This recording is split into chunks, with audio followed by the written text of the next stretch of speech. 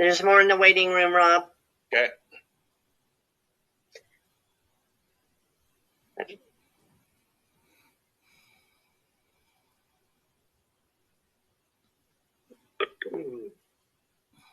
Just bear with us as we let folks on board.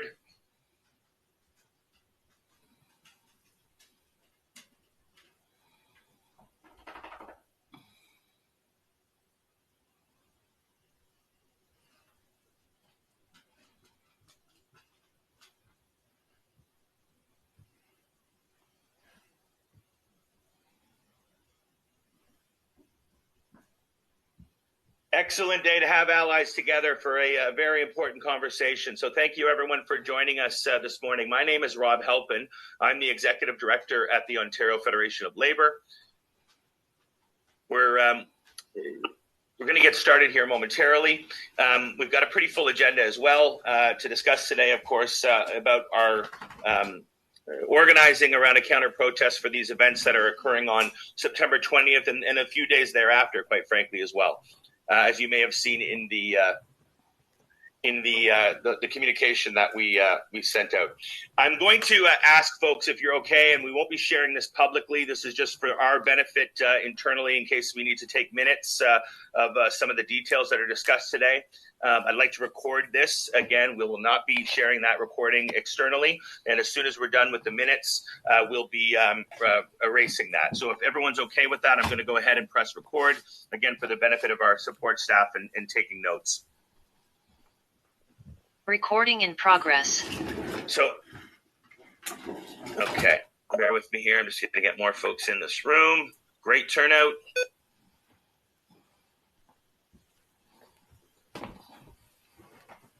Okay, so let's get started. We have circled an agenda around. I'm going to ask one of our my colleagues from the OFL here to put that agenda into the chat so that folks can see it up front. But to kick us off, I'm going to turn it over to OFL President Patty Coates for a welcome and a land acknowledgement. Patty. Thanks, Rob. I want to thank everyone for being here on such short notice. As you saw from our memo that we sent out, there's a number of protest events that are taking place all across Canada. We can't just let this be idle. We need to be able to organize. We need to connect with our communities in Ontario. From what I know, there's approximately 22 different events that are taking place, and there could be more now. But as allies and those that protect workers' rights, protect our kids' rights, and the rights of trans and our 2S LGBTQ plus community, we felt it very important that we do come together to fight against the rise of hate. And we're seeing it in province across province. We're seeing it now in our education system, what our premier and education minister has put forward with regards to the obligations of teachers and school boards, educators and school boards. And so that's why we're here. We're trying to connect with all of you, to talk about what's happening in our communities and what we can do as allies and supporters to fight against the hate within our communities. So with that, I'm going to go to the land acknowledgement, and then I will pass it back so we can start our conversations. Today, because we are joining this meeting from places across Indigenous territory, I'd like to begin this acknowledgement by honoring the lands each of us are on, which has been the site of human activity since time immemorial. It is the traditional territory of First Nations, Métis, and Inuit peoples from across Turtle Island. I'm attending this meeting from Innisfil in the community of Alcona, which is the traditional land of the Anishinaabe people. The Anishinaabe include the Ojibwe, Ottawa, and Potawatomi nations, collectively known as the Council of Three Fires. Please share in the chat the Indigenous territories that you are joining this meeting from.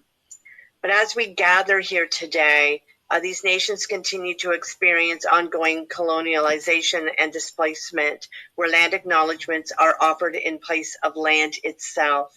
This territory is part of the Dish with One Spoon Wampum, a treaty made between the Anishinaabe, Mississaugas, and the Haudenosaunee, where nations entered into an agreement to protect the land and responsibly care for its resources in harmony together. And I think, that's all very fitting, because we all need to be working in harmony as we move forward. And as we know, our indigenous peoples have been oppressed for years and years, millennium in time, and we're seeing that oppression again with two-spirited people, with our 2S LGBTQ communities. So coming together at a meeting like this, I think is very important, and we're very appreciative of the treaties that are on our lands, the treaties that we should all be following, and that we all become stewards of our land. So with that, I'm going to pass it back over to Rob, and we'll start working on our agenda. So thank you. Thank you, Patty. So the agenda has been identified in the chat. We're going to have a bit of an overview here, a bit of a two-part overview. First off, I'd like to get an update. I'm going to call on Director of Women's Rights, Chandra Lee Paul from the Ontario Federation of Labour, to speak to item number 2, a little where and why are these anti-2S LGBTQIA plus protests happening. And then we're also going to get an update from Vicki Smallman, who is joining us as well, regarding some of the work that's been happening at the CLC Emergency Task Force on anti-2S LGBTQIA plus hate. So, Shawnee, can I kick it over to you for a bit of an update of why this is happening and where this is happening? Hi, folks. As Rob said, my name is Chandra Lee Paul, otherwise known as Shawnee. You're welcome to use their one. My pronouns are she, her. And this is scary. I'll be honest with you. As a member who is a out proud queer individual and activist who's been doing this work for, over 30 years now.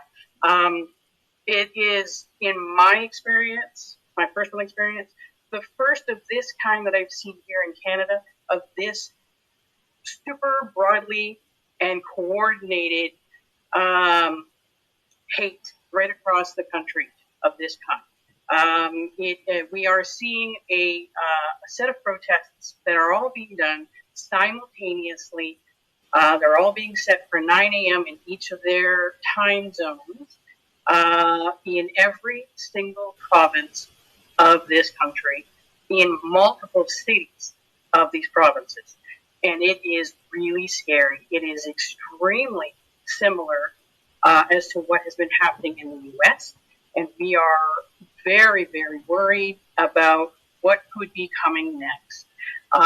I am zooming in from Takaranto, otherwise known as Toronto, the place in the water where the trees are standing.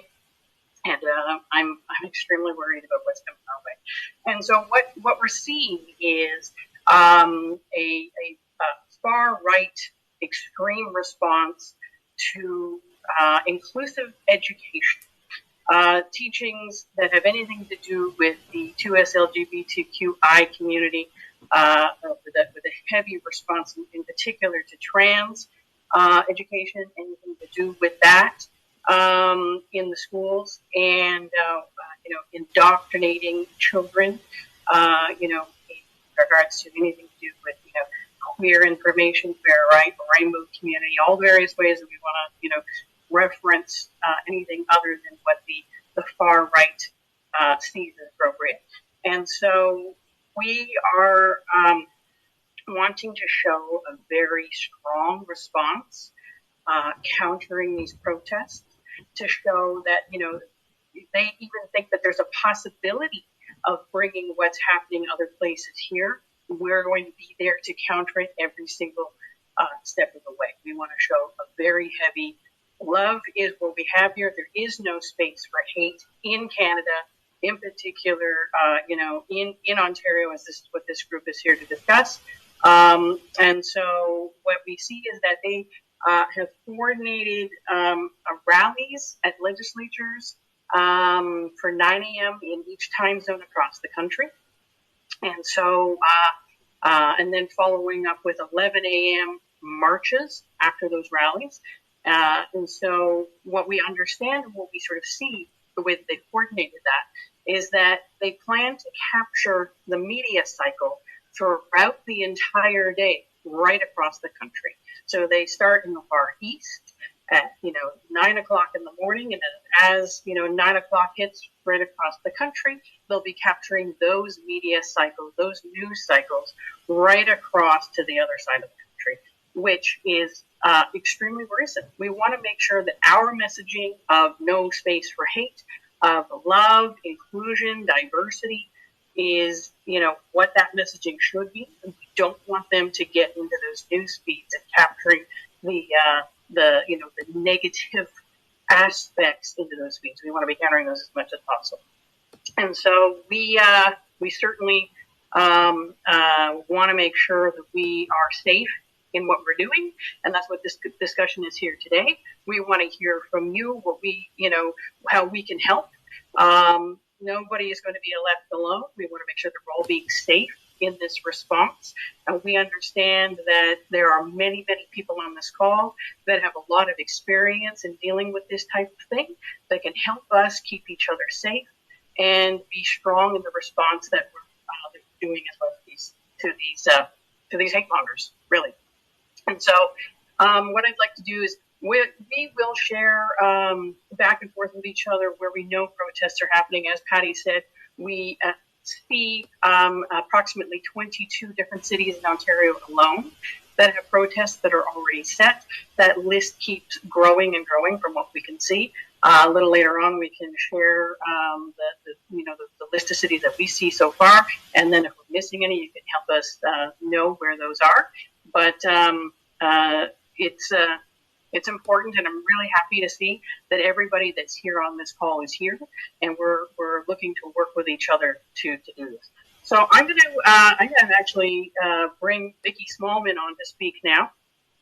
Vicki Smallman is the Director of Human Rights at the Canadian Labour Congress, and she is one of the leads on the CLC's Emergency Task Force on Anti-2S LGBTQIA+ hate. And Vicki's going to give us a bit of an update on what's happening Canada-wide. So the national sort of perspective on what's going on here. Vicki, thank you so much for being with us here today, and I'll throw it over to you now. Thanks. So just to give folks a bit of a background introduction, I'm Vicki Smallman. I'm the Director of Human Rights at the Canadian Labour Congress. And we sort of are responsible for policy and campaigning, coalition building on the full sort of spectrum of human rights.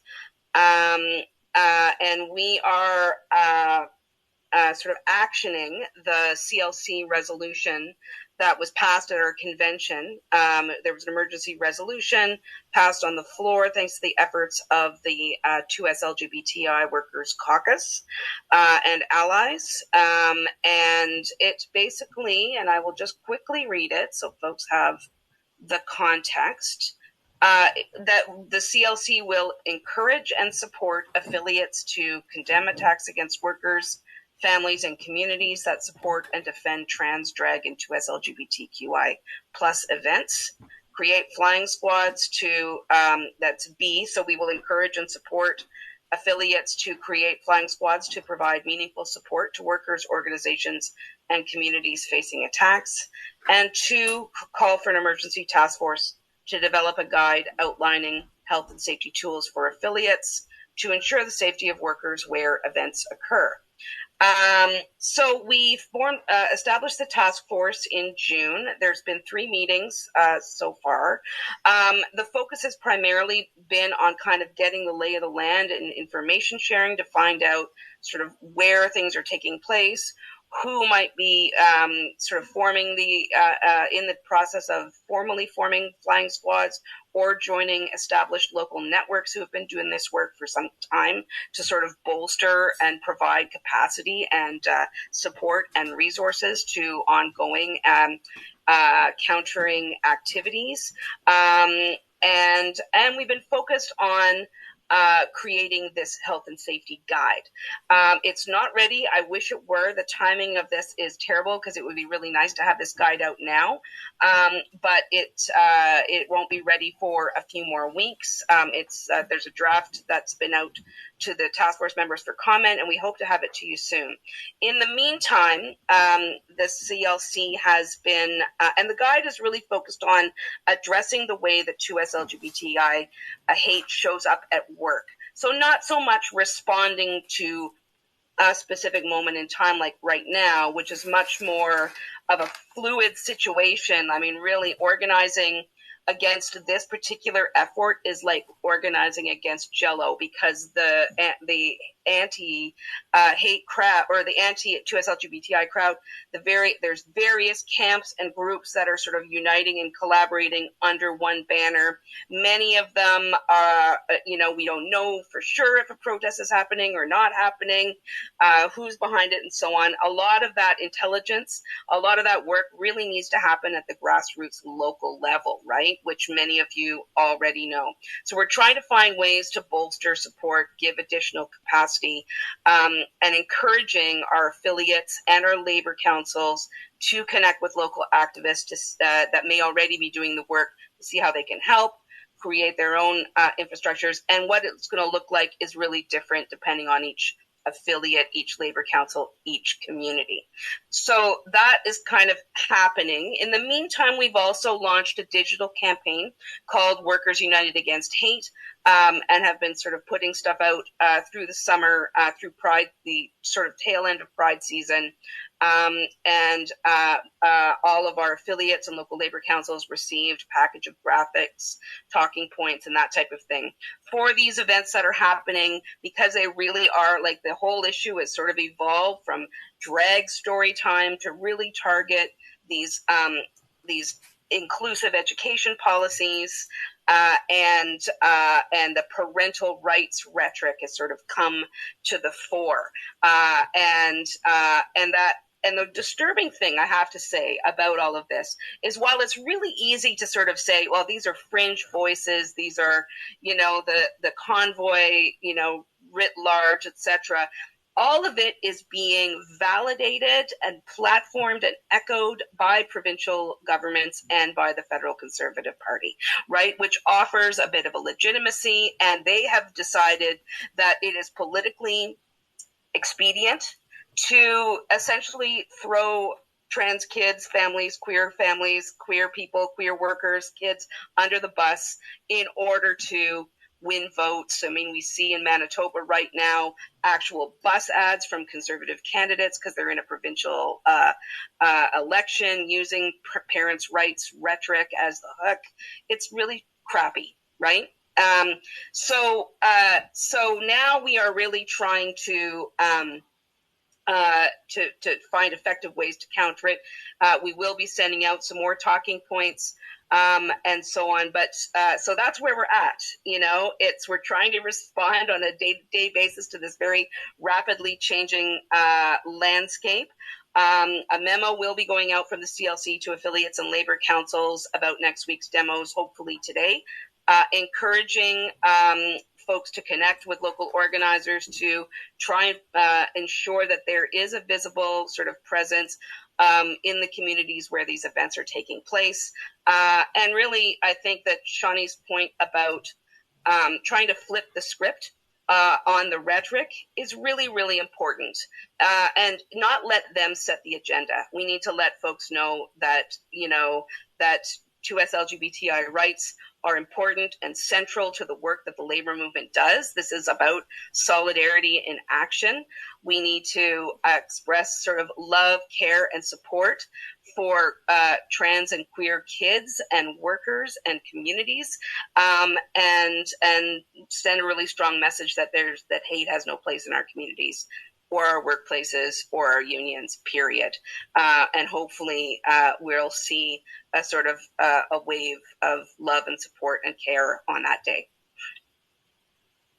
Happy to answer any questions, but I'm sure stuff will happen during the discussion. Thanks, everybody. Great. Thank you, Vicki. So I just want to acknowledge, folks, I'm attempting to get this captions turned on. It's, as the host here, it's showing me that they are, in fact, enabled, but obviously I'm seeing none of them. So I may actually try and move out of this meeting myself as the host, come back in. I've got other co-hosts here as well, and hoping that might re-engage that feature. My apologies for that technical problem. At this point, we're going to turn it over to item 3 while I attempt to do that. And I'm going to welcome into the conversation Yolanda Badesi, the OFL's Director of Human Rights.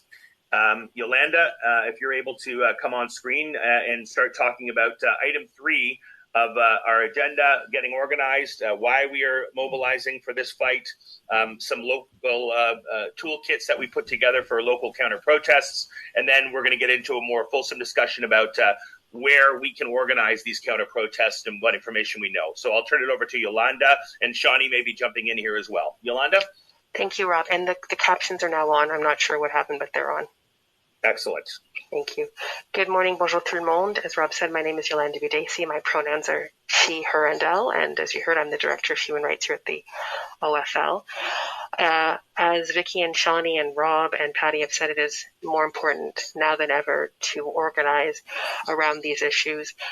In getting a rapid response team in your area, what we are saying is that many people have in this effort attempted to contact members of the 2S LGBTQIA plus community. And one thing that we have noted is that this is not a fight for that community. This is definitely a fight for allies. And when we say allyship, this is not a situation where we're all going to be retweeting. This is a situation where, as my colleague Felicia says, we need to be, as allies, we need to be co-conspirators. We need to be in the effort in such a way that when the rocks are hitting these communities, that they're hitting us. And if as allies, we are in such a distance that we are standing by and watching, then we are not really there. And we need to be in a situation where when something like this happens, we as communities, as allies, as supporters, are able to organize and mobilize quickly in a way that we know at any time when anything is called that we have these systems, not just for the 2S LGBTQIA plus community, for any Islamic or anti-Islamic or anti-Muslim sentiments, for anti-Black, anti-Semitism, anti-women. We need to be there. We need to have these in our communities, in our workplaces, in our locals, so that we are able to move quickly. And as labor, this is what we do. We organize. We know where our members are. We know who's able to come out there. But this is a situation where we have an opportunity to talk to our members, have those one-on-one conversations, know who is where and well placed, know what's happening in our communities that isn't labor, know what other organizations are already doing this, know that having members from the community there to speak about what their needs are. We have created a PowerPoint, and I'm not sure who's going to be sharing this, to go through some steps, because as people have said, we need to be able to do this. We need to do this counter-protest and our own protest in a way that is systematic, that is organized, that is ready to go at a moment's notice, and that is safe. So if somebody can share the PowerPoint, please. It's definitely not going to be me, and we will walk through some of the steps. Our main questions are, though, do you know what is happening in your area? Do you know that this is happening? Do you have that information? Are you able to join a counter-protest that's already happening? Or are you able to, and for some of us, this is what's going to have to happen, to organize, to anchor an event, to get people out there, to mobilize, to amplify the message so that we have as many people there as possible. Those of you who, unfortunately, have gone to the website have seen how much hatred there is, but it's not as organized as they might think. We can see that it's a very much a cut and paste email type of organization. We need to be able to respond to that in a much better way. So thank you. That's the first slide. We're saying enough is enough to hate. So second slide, please. As you've heard, this is a mass nationwide coordinated protest. We see who they're targeting and what they're doing, which is the insidious way is that they're saying that they are protecting children. And we know that far from protecting children, this is actually an attack on children and on communities. Next slide, please. So as we were saying, as allies, we need to come together and say enough is enough. We are not going to tolerate the hate, the intolerance, or the indoctrination, any form in any camp. We're going to organize and we're going to have rapid response teams ready to combat this hate. And we all need to be co-conspirators in the community to stand up for this group, especially this time on the 20th, but all oppressed groups. Next, please. we need to make sure that in these attempts that we're confronting the hate groups, we're organizing and mobilizing, that we're responding quickly. What is, as someone said, we're used to the type of hate and rhetoric that we see coming from the United States. What is unique about this is that it's now being under the guise of being led by parents. It's being by the guise of being led by religious faith and some sort of ethnic communities. And we need to be very sure that we make sure that our response is based on the hate and not on the people. And it's a very easy way to divide many diverse communities by pitting us against each other. But within labor, within progressive movements, we know about intersectionality, and we know that hate can come in many forms, but it's a lot of ignorance. And so we need to make sure that our message is targeted towards the message as opposed to the people who are saying it, because in that way, we're not going to fall prey to their usual ways of bigotry. Next slide, please. So what we're asking you to do is to make sure that you're able to plan this protest. It's very easy steps. We're sharing the information with our network. We're confirming attendance. One thing that we do really well in labor is that we mobilize really well, but we don't organize. So we need to make sure that we know who is coming, who will be there, who is leading it. Before the event, make signs and posters, whether you do it together, come together and do it, or have people do it with slogans that, again, are targeted at the message of anti-hate and not at the groups of people who are promoting it, that we communicate these details with our groups. Very importantly is that we arrive 30 minutes before, at least, their planned protest, so that we are occupying the space, that it becomes our message, and that we are then establishing ourselves. So that we are not going into their protest, that we are already there and we have established ourselves.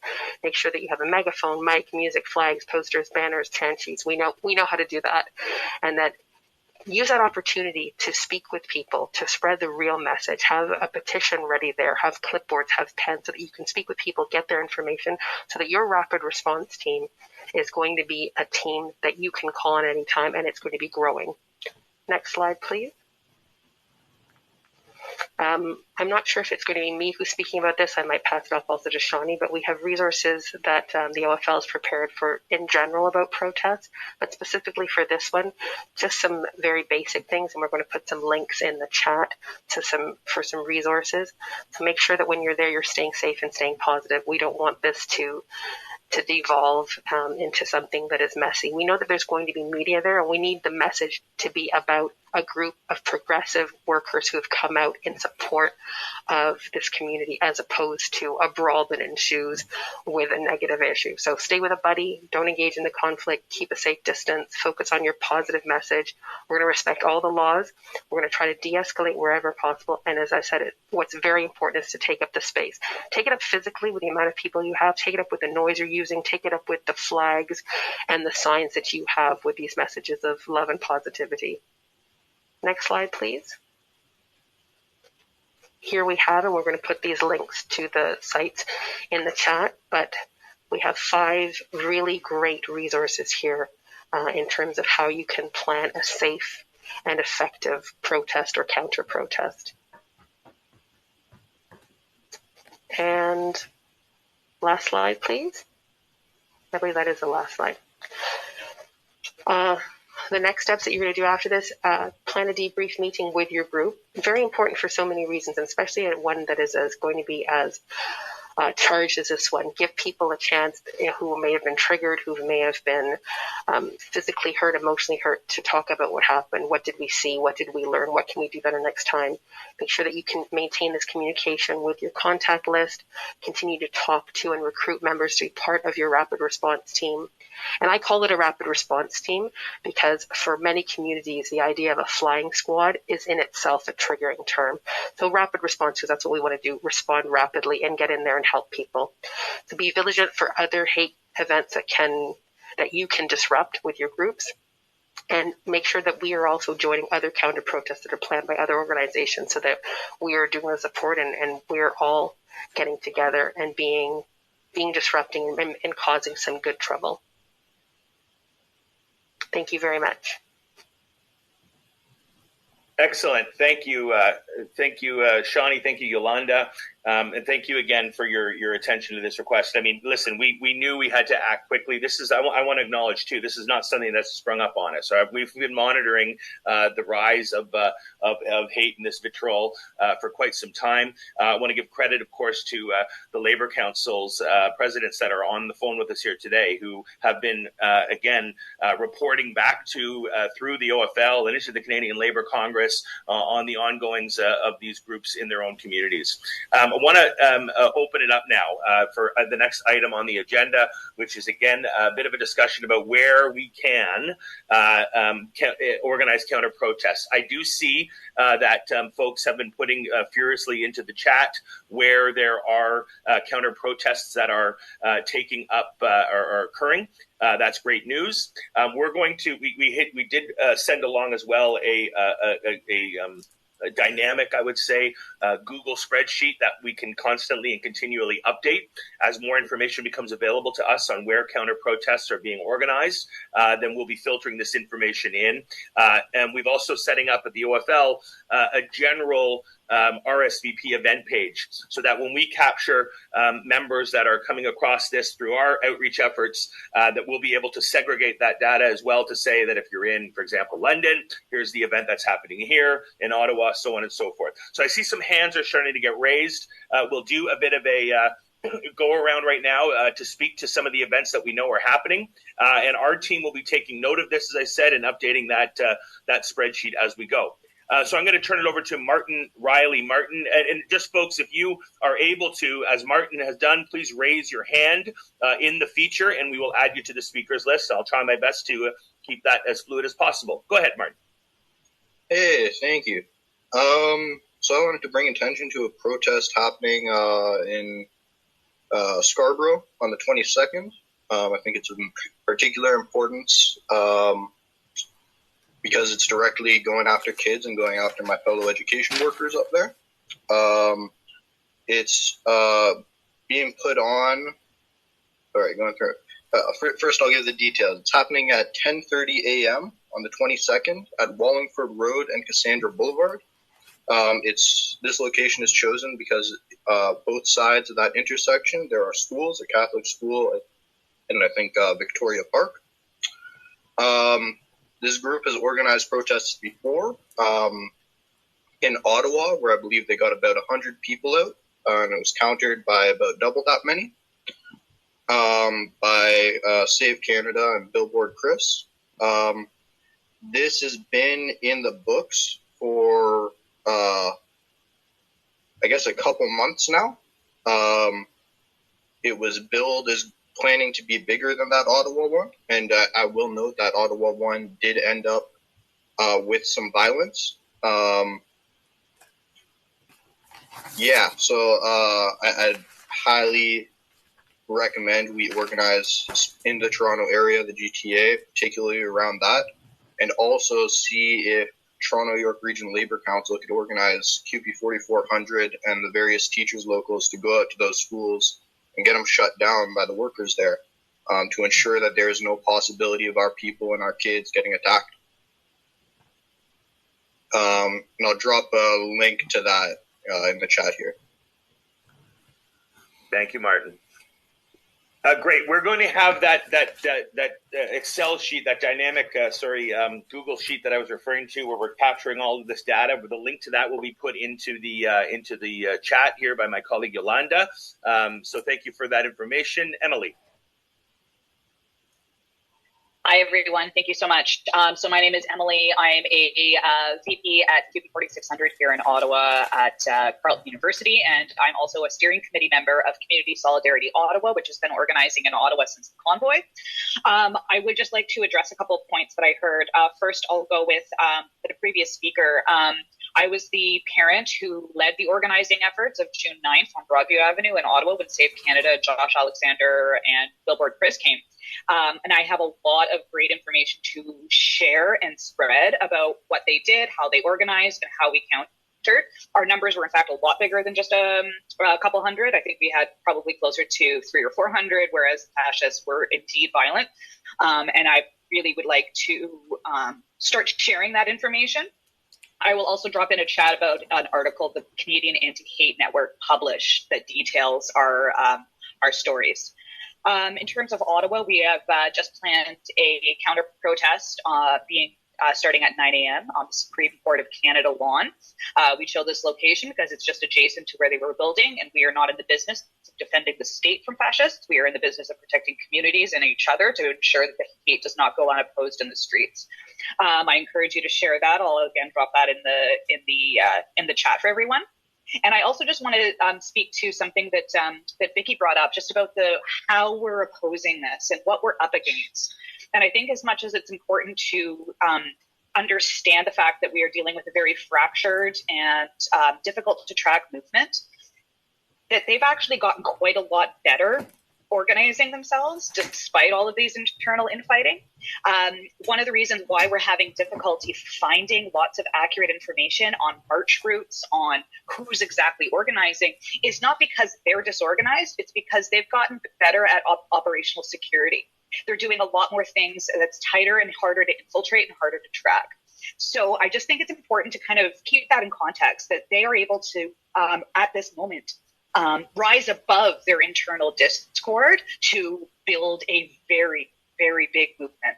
I also think that I would like to bring attention to the fact that, this is absolutely crucial that we oppose this in the streets. And this is just to kind of build off of other points that other wonderful labor leaders here have talked about, is that we all know that our workplace issues don't stop when we finish work for the day. And we know that society doesn't stop when we walk into work in the morning.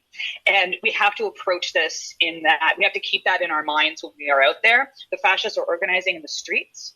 I'm a researcher at Carleton, and my focus is fascism in Canada, and the signs that I've seen that we're rising, that this is far more than just like a far-right transphobic protest. They are fundamentally racist. They're fundamentally anti-union. They are fundamentally queer and transphobic. And it's just a matter of time before they come to us. And the only way, the best way that the fascists have been stopped in the last 100 years has been when we unite in massive numbers in the streets. So this requires us to pivot and start to think about how we can use our inherent strength in a way that we're not used to using. Where we have to remember that our strength isn't just at the bargaining table. It isn't just when we're on the picket line. It isn't just when we're trying to get some better benefits for our workers. It's about flexing that with communities. As a member of Community Solidarity Ottawa, I do just want to plug, sorry, I'm talking super rapid fast. I just don't want to take up everyone's time here, but I do want to mention that as Community Solidarity Ottawa, we were formed in the convoy with lots of affiliates of Labour. And since then, we've seen a massive demobilization post-convoy. This is due to the natural siloing that happens amongst us. We get busy with bargaining. We get busy with other issues. It's a volunteer organization. But in that time of demobilization, they got better. The fascists got way better at organizing. So what we need to do is really encourage everyone to reach out to their local organizations with not just statements of solidarity, but actual, tangible, material things of people coming out, administrative help to help launch websites, help people build those internal structures so that we can build a movement rather than just putting out fires. Because that's what they're doing. So we need to start catching up a little bit. And we know that we're better than them. We also don't have to worry too much about putting our members and our comrades in unsafe situations, because when we get numbers, we're going to keep each other safe. And we're really good at listening. And that's something that the other side didn't have. And we saw that on the streets on Broadview in June, that they had difficulty kind of remobilizing and being fluid. And so we need to remember that we have the natural solidarity in our hearts, that we can trust and listen to each other and move quickly. So building that trust and testing that trust in the streets is going to be really great and very excellent skill building. So I really strongly encourage everyone to kind of think about how we can really kind of think specifically, get to work. I know we always end up in these meetings all the time, but now we've got to just hit the ground running, start flooding resources. Can we loan staff in kind to existing organizations in Toronto or Ottawa or other cities where they exist? Can we loan office resources? Can we do printing? All of this stuff is going to be huge. QP 4600 as well just passed the CLC motion with a $2,000 yearly budget to it. And I strongly encourage everyone to consider doing something like that, because that encourages that things actually just get spent, money gets out the door, and we have a more, a stronger promise of support beyond a statement and beyond just like the handful of the sane activists all the time just showing up to these things. Okay, I'm going to drop all my links as well as my contact information into the chat. So I strongly encourage everyone and their dog to reach out to me. We can work together on this. We've got a lot of knowledge in this room, and I'm so stoked to see this many people on this call. So solidarity, everyone. Here. Thank you very much, Emily. Before I go to Peter, which I'll go to next, I just want to advise on what we are going to be releasing here any second now. So I've asked our communications director, I alluded that we'll have a central page where folks can RSVP to take action on September 20th and the days that follow. That link should be momentarily available, and I will share it in the chat. But it's going to be critical that when I do that I ask everyone on this call to go immediately to that page and to fill in your information. Why? Because we have folks on this call that aren't on the executive council that wouldn't have received this call through our normal channels. They've been brought in by their leadership. It's critical that we have your contact information so that we can share resources back with you, as well as more of those dates and locations and times for counter protests are established, that you're in the know about where that's happening. So once that link is ready, which will be very soon, I'm going to ask that everybody on this call, regardless if you've got this, if you're part of the executive council or not, that you sign in so that we can keep track of who's on the call and share resources with you. Thanks for your patience. Peter. Thank you, sisters and brothers and comrades. Peter Voch from Peterborough, the QP Retirees Network, and Peterborough District Labour Council. And thank you for organizing this meeting. And Emily, your comments were brilliant, and hard to follow up on that. But we've taken your lead in many ways in Peterborough by building a network here. I'm with the Peterborough and Nagorthas United Against Hate. We are an anti-hate network that's done 8 defenses of drag queen story time. We've been under attack by Save Canada, by Kevin Goudreau, by organized Nazis with Confederate flags. So we have some experience and some knowledge in this also, like you do in Ottawa, and in many ways you're our inspiration. So again, another thank you for that. We are meeting at 9 a.m. across from City Hall on September 20th to oppose the bigots. We have a poster. It's already in the chat. We're going to be organized. Couple of lessons, and I just everything's been said already, or will be said, I imagine. Labor Council is crucial. I happen to be on the Labor Council here in Peterborough as a retiree. Labor councils in Peterborough and Lindsay have taken the lead in this, and that's an important lesson. That goes back to the convoy. When we started in Lindsay, counter-picketing the convoy in 2022, we brought out Brother James Mulhern. A big shout-out to Lindsay Labor Council, and also Dave Warda from Peterborough. We brought people out, and we started that tradition of resistance. And we said to ourselves, Drag Queen Storytime taking place at our public library, staffed by our QP members, is not going to get shut down. It will not, and it has not. In fact, they've increased the bookings. That's been their goal, to shut it down. We've said, no way is that going to happen. And we've been prepared for every single one. Now, I just want to make one big ask here of everybody. And Emily, you've hinted at it, and so has Rob. We need a network. We need first a province-wide network and a national network. I think we can start, and maybe the OFL can initiate this, but a lot of us are already ready. We're organizing on the ground. We're organizing labor in the LGBTQ plus communities. We're organizing. I'm going to a climate protest. I'll be making an announcement. I'll be talking about public health care, because if you look at the program of the Ontario Party and the New Blue Party, they want credit card health care. They want chartered schools or what they call it, choice in education. We all know what that means, right? We can see the other attacks. It's all of us under attack. And I live in a rural area, so I get this stuff, and I I can see it. So let's work on more frequent coming together like this and forming a network and exchanging the information. I have a lot to learn from Emily. I'm going to go right to the chat now because you guys are fantastic and we want to build it here in Peterborough because this is not going to stop. And we need to build an anti-fascist movement in this province, in this country. And I'm just going to use our slogan. In Peterborough, we say, there will be resistance. And on Wednesday, there will be. Thank you. Thank you, Peter. Great stuff. We're going to go to Carolyn Egan next. Hi, Carolyn.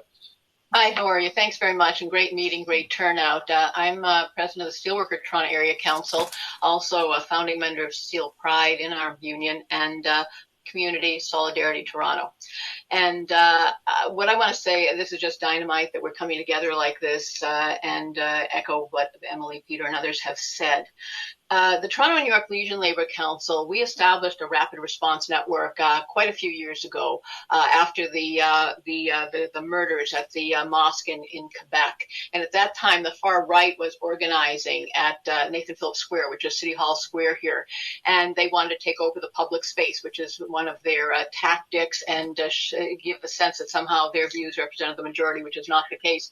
We organized that, and not only ourselves, unions like OPSU and Steel, IBW, QP, and others came out regularly, but with community allies. From the East End of Toronto, a group called Team, which included the Muslim community there, Black community, 2S LGBTQ community, all different groupings. And we were able, after a period of time, to demoralize them because we continued to grow. They continued to get smaller. They lost their confidence. They stopped. Now, this was pre-COVID, but that network, that rapid response network, was incredibly important. And Labour Council, along with the Urban Alliance on Race Relations and a whole range of other community and labor groups, founded Community Solidarity Toronto, and obviously we took the name from Ottawa. That was Convoy Time, had a number of actions here in the city. And I think being on the ready, not being taken by surprise, having organized beforehand, know who your allies are, know who you're connecting with, and be able to pull people out and to show that they are the minority. And honestly, we have shown, I think here in what we had done a few years ago, they can easily be demoralized. Their confidence can be just ripped out from under them. And that's what we have to do by building large, mass, united fronts in all our cities, towns, with as broad a grouping of people as possible.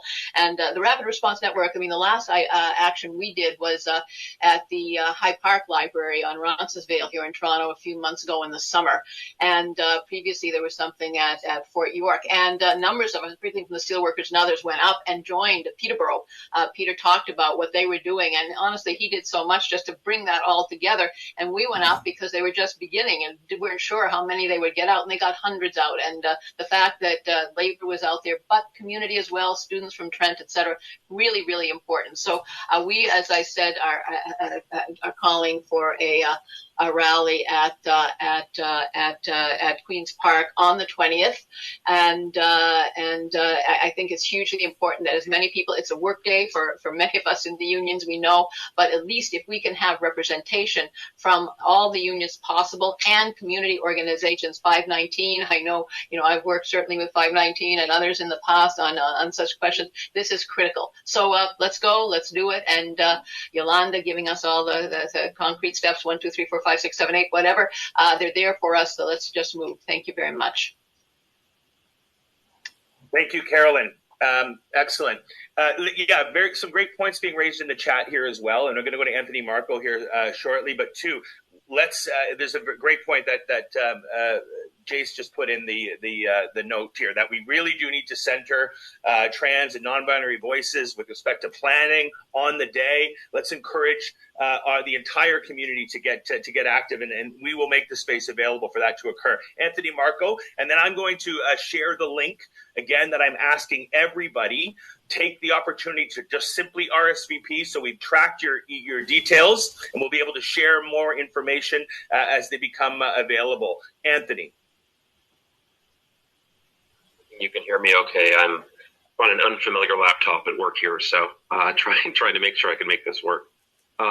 So as soon as we heard about the protest happening in Hamilton, we got together a group of people. We didn't really have necessarily a rapid response network. We had a bunch of groups that were certainly interested in working with each other. And over the past decade or so in Hamilton, what we've been mostly focusing on is community outreach and building relationships with community. So bringing the people together happened relatively quickly. We started up a Facebook chat group, which quickly escalated over about 24 to 48 hours to 150 local activists and leaders, many of whom were coming on representing entire organizations. And so we got that built really quickly. We created a private Facebook group to try and get people on there. It was the easiest way to reach out to people, and we started to bring people in from external to Facebook as well. We've organized a planning meeting for the counter-protest on Monday evening at the Labour Council office so that we can get everybody's ideas in there. We do want to make sure that the key is that we are reducing risk as much as possible, that we are consolidating our message as much as possible, and that we are making sure that we're occupying the space not only where they are, but where they intend to be. So we have basically been told that they are going to be meeting in a parking lot of a local mall. I don't know if they're going to be doing a tailgate for an hour or whatever the heck they're doing, but then they're going to be marching over to the school board. So our plan is to be at the school board first, and we are going to occupy in front of the school board as much as we can. But we are also being very clear that we are not there defending the school board. The school board has its own issues with regards to systemic issues regarding trans students and trans families, to be honest with you. I know I've got 3 kids myself who are currently in the K-12 system who identify as trans. And I know as an employee of the school board that there are a lot of gaps there. And so we're making sure that we're saying we're going to occupy their space. There is no possible way that we could stop them from walking around us to get to the school board building, but that's not our responsibility. Our responsibility is to basically diffuse and to take control of the messaging and to make sure that if there is going to be the press there that day, it is going to be about positive messaging about people who are allies and making sure that there's an understanding that it's not just all negative. And our hope is that we're actually going to steal a couple of their tactics in that when they are gathering for their tailgate party in the mall parking lot, we've got a couple of seasoned activists who've already said that they're willing to go over and take some pictures of license plates and these are people who are willing to do this. They're people who are seasoned and make sure that they know that they're being watched, that they're not doing this in secret, that people are noticing what they're up to. But we're going to have a sign making event also on Monday evening. We're inviting people to the Labour Council, and we have said from step one when this group was created, the Labour Council does not need, nor not necessarily does not want to be the voice of this. But if that's what people want, we will be there no matter what. So if there are other groups that wish to take on being the primary voice of this, and no one has stepped up yet to tell us no, most of the groups who have come on, even groups that are we've got groups like No Hate and the Hammer involved, and we've got a lot of anti-hate groups and anti-oppression groups that have come on. They are, I think, because of the possibility of some of the inherent risk that could be here, they're quite happy that the Labour Council is kind of taking the lead on this. We did take the lead a few years ago when Hamilton had some incidents of pride. And a lot of our members were the face of what essentially became a pride defense team when some people were marching on the park at that time. So we are trying to be as inclusive as possible, bringing as many voices together as possible. We are not sharing all of the details until at least the day before, because our biggest fear now is if we share the details of the counter protest, that they're going to try and pivot and move it somewhere else. We want to make sure that we have everyone lined up to where they can be there. I will say we got 150 in this one group chat. We've got about 75 of them that migrated over to this private page, and many of them represent larger groups. We know that on a work day, it is going to be tough getting people to show up. There's a lot of people who are supportive, but trying to get people to show up. I'm hoping, and from what I've seen of some of these organizations in the past, even though they've got these cross-Canada events going on, that really dilutes their numbers in many cases. Oftentimes when they have an event, they'll draw in from 4 or 5 different cities just to get 100 people at some places. So we're hoping that we are going to overwhelm their numbers.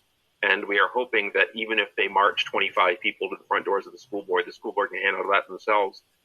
Ultimately, if the cameras are going to be there, we want them to be spending their time on the positive messaging. We want them to be spending their time on basically, this isn't a counter protest. This will be our rally. We want it to be our rally, not their rally. We want it to be our event, not their event. And if we have enough people there, that's what we're going to make it. So we're bringing together as many groups in Hamilton as possible, and we've been doing that for a long, long time now. And thankfully, our allies are making it. Our allies for labor and the labor councils are making it really easy on us, because these are the same people who show up to strike lines, even though they're not in unions. These are the same people who show up whenever we call them out to help with anything that we do. They'll show up because we show up for them. I always say that one of the currency of activism is showing up, and that's what we do. That's what we do for them, and that's what they're planning on doing for us, and that's what we're all planning on doing to stop hate in our city and to stop hate across the country. So anybody who's on here from Hamilton, if you're not part of the chat or know where the group is, feel free to private message me in the chat here, and I can send you some of the details and the information for the meeting on Monday night. Thanks. Oh, the last thing I wanted to ask: is it possible that the OFL or CLC could have a list of some legal support numbers from across Ontario? Even it doesn't have to be from Hamilton, but like if somebody for some reason gets picked up, it would be good that if they could have a 1-800 number that they could write on their arm or something like that, so that they know they've always got a lawyer that they can call. So that would be useful. I'm not saying it will happen. We're going to try and stop it from happening, but we have some seasoned activists who have been used to that in the past, and they wanted to make sure that we had that option if we had to. Great. No, Anthony, great suggestion. Thank you.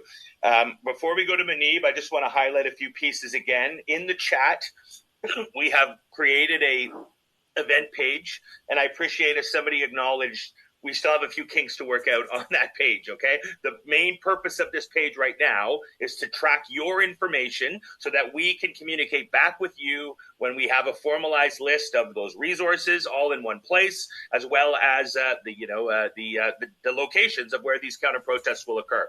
So again, I'm going to put it right in the chat right now, and I'm going to ask, if you haven't done so already, that you immediately just go and click on that link, get your contact information down there. We'll have it on the back end, and that way we're able to communicate back with you where and when we know events will be occurring. Thank you, Anthony. Munib. Good morning, everyone.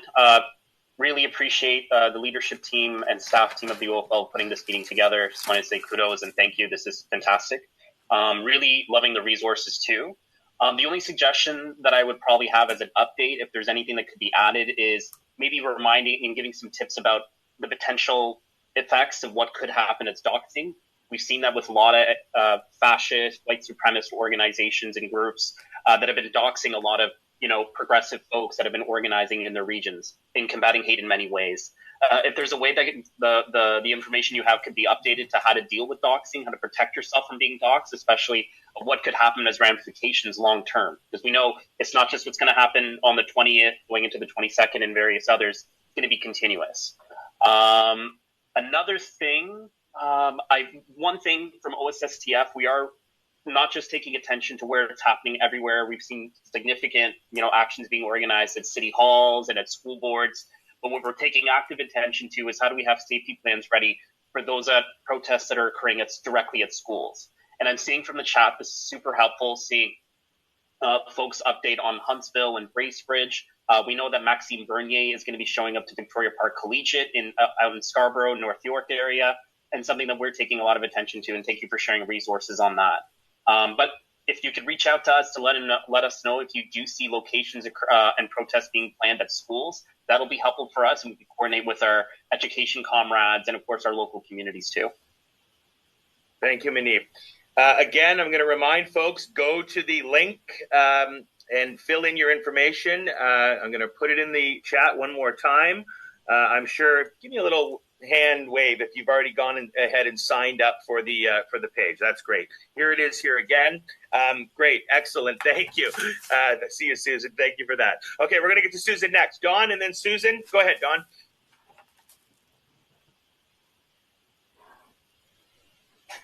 Sorry, there we go. I'm actually representing a group called Affirming Worship Durham, and this protest sort of got my attention more than ordinary because it's advertised as a religion.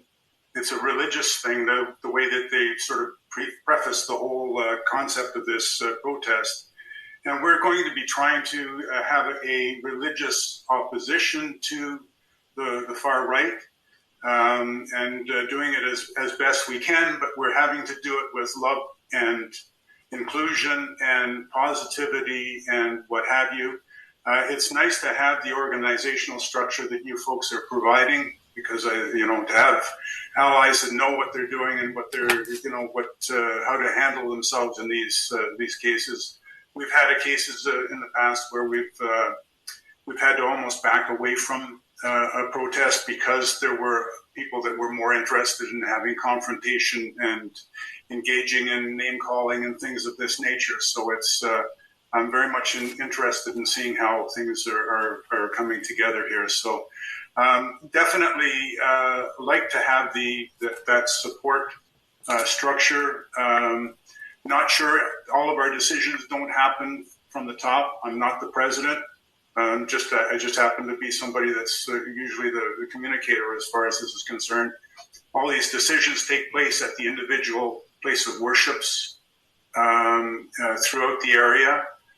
It's not something that I can direct. So I'm going to be trying to give them as much information as possible and ensure that we can have some sort of an impact. I was looking at the spreadsheet, and I think we've got about 5 or 6 events that are planned for Durham region, and we've got 22 places of worship. So it's going to be hard to have a sustained impact as far as that's concerned, but we'll do our level best. Thank you, Don. Susan. Hi, I'm bewildered, but I'm actually Susan Gapka. I'm here with CUPE Ontario. I'm the Human Rights Chair, and been directed by our president at CUPE Ontario to throw off my Sunshine Susie cape and put on my Super Susan cape. But I use she, her pronouns, and I use elle française, and I've got a heck of a lot of emotion surrounding this. I'm an out trans woman. I'm a trans elder. And, 20 years ago, we could get 5 people to protest at Queen's Park to get our health care restored. And now I'm, and I'm going to say, I don't want to go too long, Don, or whoever's facilitating, but a lot of memories of the fights we've had where we struggled. There were just a handful of us meeting in a room, going out, trying to get allies and supporters. In about a week, and then we built this Canada where trans and non-binary people and gender diverse people were included, and that took a good 13 to 15 years, and here we are. They're coming back. We have a backlash, but folks, we've been to this rodeo before. We have struggled, we've survived, we've struggled, and some of us have actually overcome, and that makes us really, really strong. So about 10 days ago, or it feels like a lifetime ago in our world, when Stephen Lying Leche said that, put out the trial about parental consent in the schools, my life seems to have changed.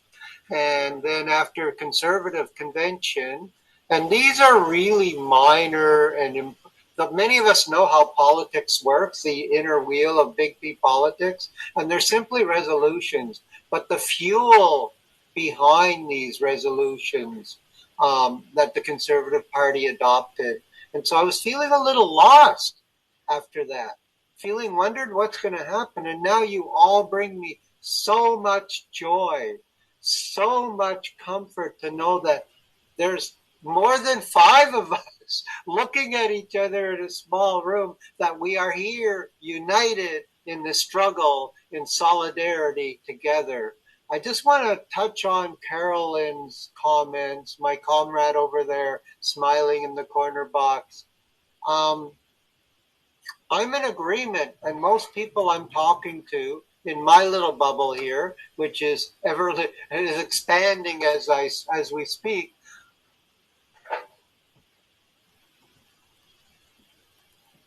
people that I talk to want to stop this dead in its tracks, and that's the wrong word to use.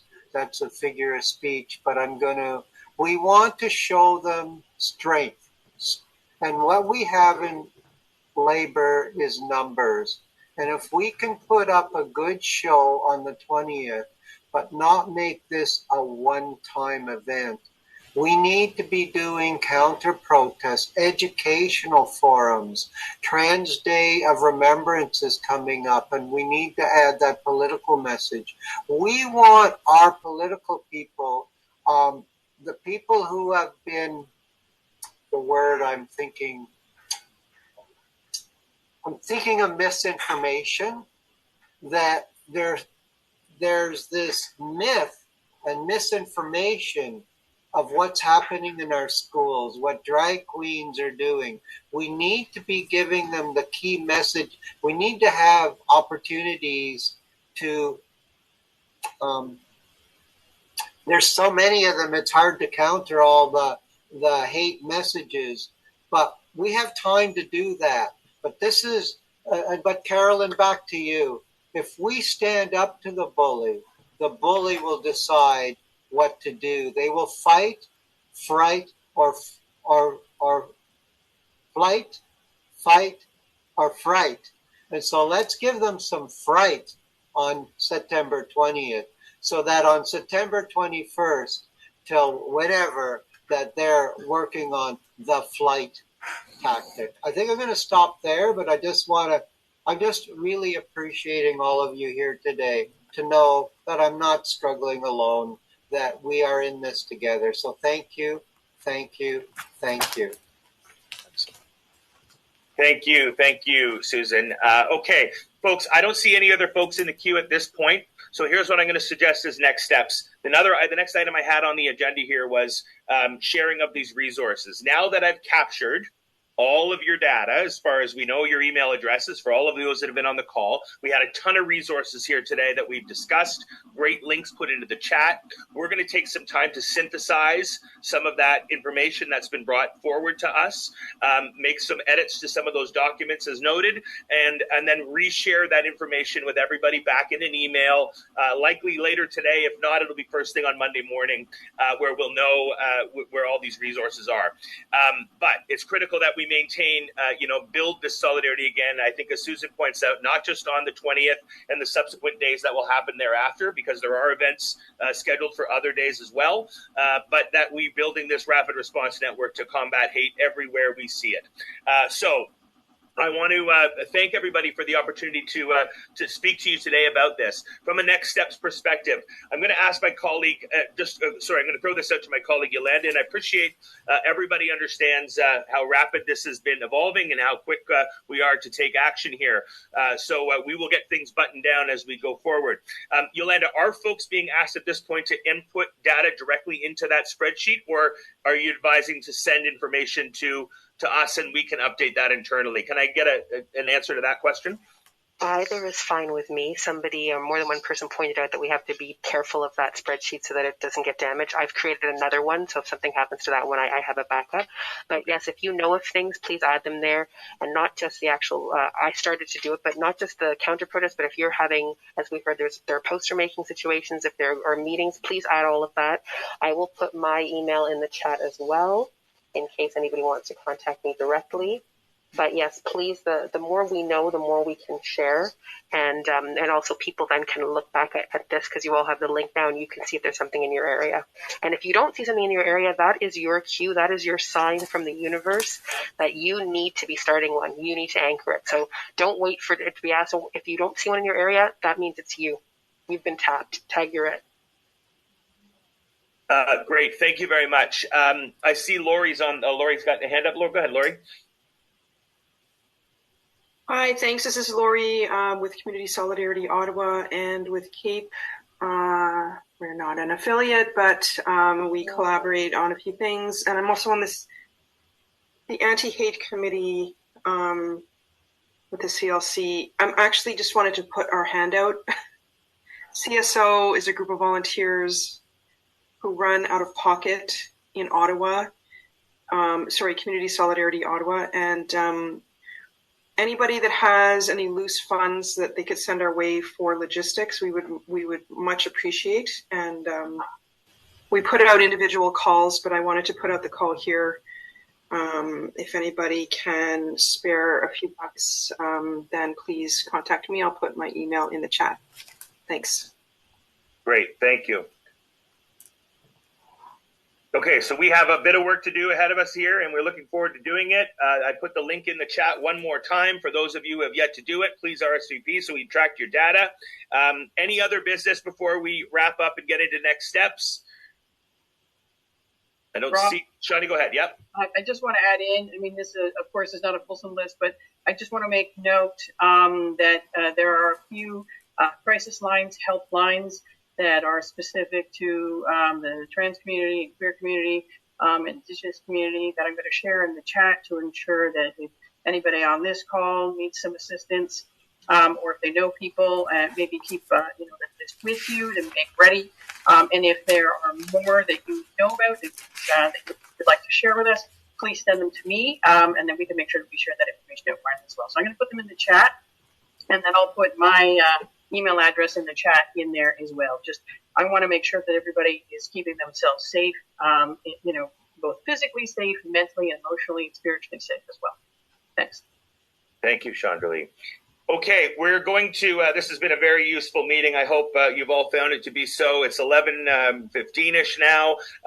We've got a lot of work to get done in the short run here. We are going to be on the streets. We are going to be allied. We are going to make sure that the people of Ontario specifically understand there's no place for hate in our communities. I want to thank you all for being with us today. There'll be more information forthcoming via your emails, and we will see you on the 20th and the subsequent days thereafter. Thank you so much, everyone.